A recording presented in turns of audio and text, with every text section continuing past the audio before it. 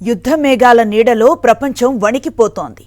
తుపాకీ గుళ్ళు, మిస్సైళ్ల మోత కేవలం సరిహద్దులకే పరిమితం కాలేదు. సామాన్యులు, మధ్యతరగతికి చెందిన మదుపర్ల నమ్మకాన్ని కూడా చిన్నాభిన్నం చేస్తున్నాయి. రష్యా యుక్రెయిన్ యుద్ధం నుంచి మొదలైన ఈ ఆర్థిక వినాశనం ఇప్పుడు పశ్చిమాసియాలో రాజుకున్న చిచ్చుతో పరాకాష్ఠకు చేరింది.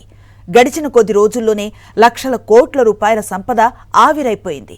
అసలు యుద్ధం మొదలైన నాటి నుంచి మార్కెట్లు ఎందుకు పడిపోయాయి? ఇన్వెస్టర్లు ఎక్కడ ఎంత నష్టపోయారు? పూర్తి వివరాలతో సాక్షి ప్రత్యేక కథనం. యుద్ధం అంటే కేవలం భూభాగాల ఆక్రమణ మాత్రమే కాదు, అది ఒక ఆర్థిక విధ్వంసం. 2022లో రష్యా ఉక్రెయిన్ యుద్ధం మొదలైన క్షణం నుంచి గ్లోబల్ మార్కెట్ల పతనం ప్రారంభమైంది.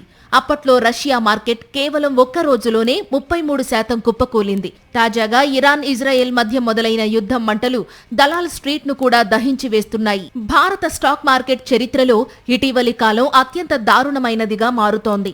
కేవలం ఫిబ్రవరి 27 నుంచి మార్చి 12 మధ్య కాలంలోనే BSE సెన్సెక్స్ 5,250 పాయింట్లకు పైగా పతనమైంది.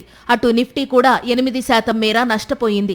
ఈ స్వల్పకాలంలోనే భారత మదుపర్ల సంపద అక్షరాల 23.44 లక్షల కోట్ల రూపాయలు తుడిచిపెట్టుకుపోయింది.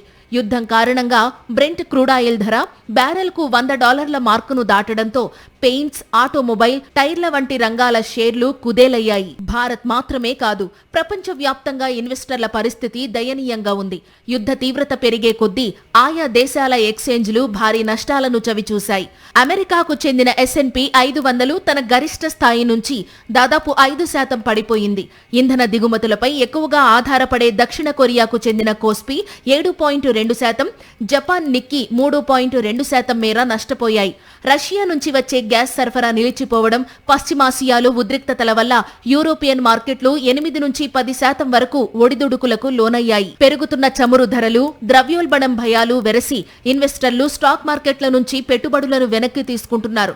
రిస్క్ తీసుకోవడానికి భయపడుతున్న మదుపర్లు సురక్షితమైన పెట్టుబడిగా భావించే బంగారం వైపు మళ్లుతున్నారు. దీంతో స్టాక్ మార్కెట్లు రక్తం ఓడుతుంటే బంగారం ధరలు ఆకాశాన్ని తాకుతున్నాయి. యుద్ధం శాంతిని మాత్రమే కాదు, ఆర్థిక స్థిరత్వాన్ని కూడా బలి తీసుకుంటుంది. ఇప్పటికైనా శాంతి చర్చలు సఫలం కాకపోతే ఈ నష్టాల తీవ్రత మరింత పెరిగే ప్రమాదం ఉందని ఆర్థిక నిపుణులు హెచ్చరిస్తున్నారు.